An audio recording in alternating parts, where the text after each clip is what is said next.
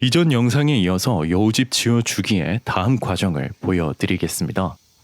그렇다면 여우의 생태 심리를 반영한 이 아이디어를 어떻게 구체적인 형태, 즉 스타일링으로 담아낼 수 있을까요? 정답은 없겠지만 스타일링이란 먼저 구심점을 잡아주는 것이 중요한데요. 문자 그대로 여우의 집을 설계하는 만큼 저는 그 여우란 단어의 어원 혹은 의미를 먼저 찾아봤습니다. 왜 이 귀여운 동물에 여우란 이름이 붙었는지를 알면 스타일링의 소재로 활용할 수도 있기 때문이죠. 다행히 한 블로그를 통해 여우란 단어는 어느 순간 감쪽같이 사라지는 동물을 의미한다는 것을 알게 됐는데요. 혹시 이 의미 때문에 맑은 날 갑자기 내리다 사라지는 비도 여우비라고 부르는 건 아닐까 싶습니다. 그런데 사실 우리가 키우는 애완동물들도 필요한 게 있으면 주인을 찾아오지만 요구를 만족시키고 나면 갑자기 사라지는 귀여운 모습을 보여주는데요. 하지만 여우는 애초에 이름 자체가 그런 의미를 담고 있다는 점이 꽤나 신선하게 느껴집니다.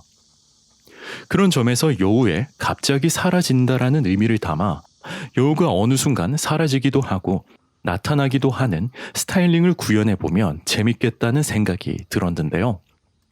여우가 돌아다니며 이 방향 저 방향으로 사라지는 것도 재밌겠지만 이를 넘어 눈앞에서 갑자기 사라지는 모습을 구현해 보고 싶은 것이죠.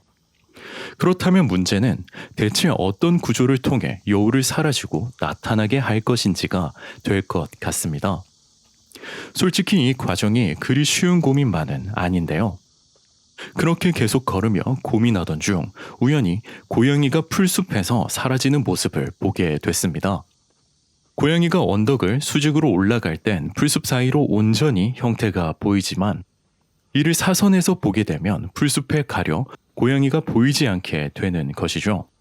바로 이거다 싶어 다시 돌아가 영상을 찍으니 고양이가 자세를 바꿔버려서 느낌이 조금 덜 나긴 하지만 얼추 이런 분위기였습니다. 그리고 저는 이 모습을 응용해 나무 합판을 여러 장 세워 결을 만들고 그 속을 여우가 지나다닌다면 각도에 따라 보이면서도 보이지 않는 연출을 해볼 수 있겠다란 결론을 내렸는데요. 말로만 들어선 난해할 수 있으니 핀터레스트를 통해 바로 참고 사례들을 보여드리겠습니다. 이렇게 합판들을 세로로 세워 활용하는 것인데 활용하는 사례들이 이렇게나 많으니 현실로 구현하기 어렵진 않겠지만 저는 이 구조 속에서 통로를 만들어 여우가 지나다니며 시점에 따라 나타나고 사라지는 모습까지 만들어 보려 하는데요. 이렇게 스타일링의 아이디어들이 만들어졌고 이를 지난 영상에서 생태 심리적 관점을 통해 만들어둔 개념적 뼈대와 통합시킨다면 드디어 하나의 건축이 만들어지는 것인데요. 흥미롭지 않으신가요? 실물 제작까지 여러분들을 기다리시게 할 수는 없으니 긴 말 없이 이를 바로 스케치업으로 보여드리겠습니다. 질감은 앞서 사례를 통해 보셨으니 쉽게 유추하실 것 같은데요. 먼저 외관을 둘러보신 후에 내부와 디테일을 보여드리겠습니다. 이 집을 감상하는 가장 좋은 각도는 아마 이쯤이 아닐까 싶습니다. 심플한 측면과 디테일한 전면이 동시에 만들어내는 인상을 보며 편집자인 마비스는 왜 여우집이 우리 집보다 좋은 건데? 라는 질문을 해주었는데요.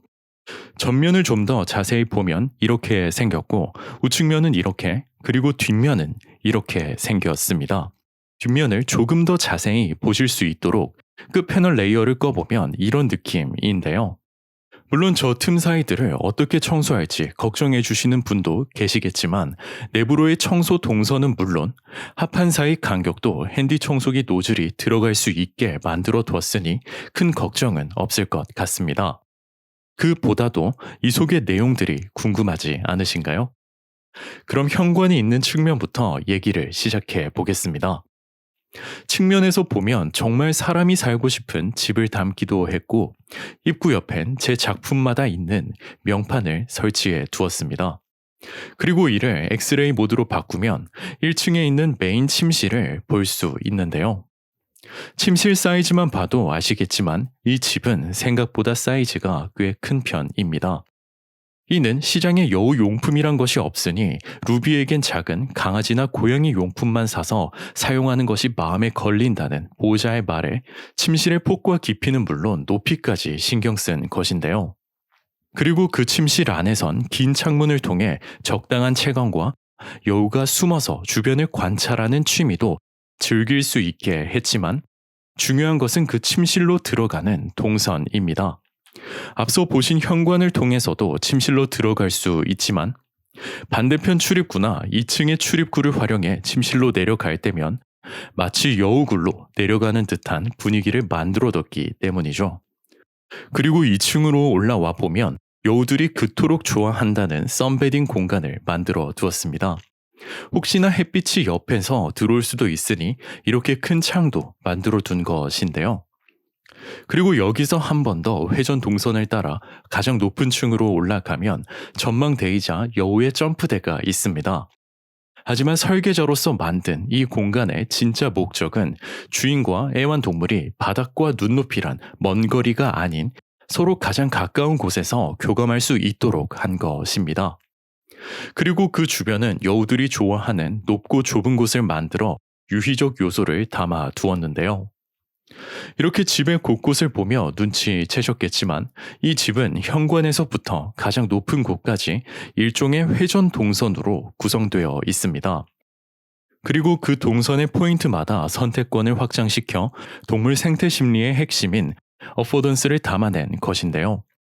덕분에 침실에서 나가는 동선도 총 3개 이상이라 할 수 있고 2층에서도 3개 이상의 동선을 가질 수 있게 된 것이죠.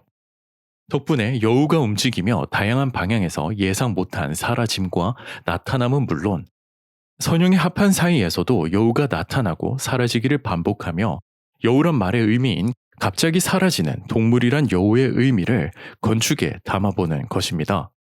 그리고 말씀드리지 않은 작은 디테일을 하나 더 살펴본다면 회전 동선 아래는 여우나 사람의 물건을 담아두는 수납 공간으로 만들었다는 것입니다. 특히 그 공간이 작지 않으니 생각보다 수납 능력도 탁월할 것 같은데요. 다만 실물 제작에서 이 패널을 어떻게 접합할지에 따라 수납 공간의 입구는 달라질 수 있을 것 같습니다. 이렇게 주제가 주어진 순간부터 결과까지 제가 일하는 과정을 공개해 봤는데요. 여러분은 어떠신가요? 저는 여우집을 설계한 건축가이자 조경가는 세상에, 아니 역사상 아마 저밖에 없지 않을까 싶다는 점과 만약 누군가 이미 계신다고 해도 소수일 수밖에 없을 테니 이런 기회를 얻은 것에 아주 감사하고 있습니다. 이제 이 집을 실물로 제작하는 일이 남았지만 이왕 제작하는 김에 사이즈를 이렇게 줄여서 강아지나 고양이용도 함께 만들어 보면 어떨까라는 생각도 드는데요. 혹시나 관심이 있으신 분은 연락을 부탁드리겠습니다. 마지막은 이 디자인에 질감을 더해 편집자인 마비스가 제작한 CG를 보여드리며 마무리하겠습니다. 지금까지 디자인 읽어주는 남자와 여우 공식 채널의 협업이었습니다. 실물이 완성된 후에 꼭 다시 보여드리도록 하겠습니다.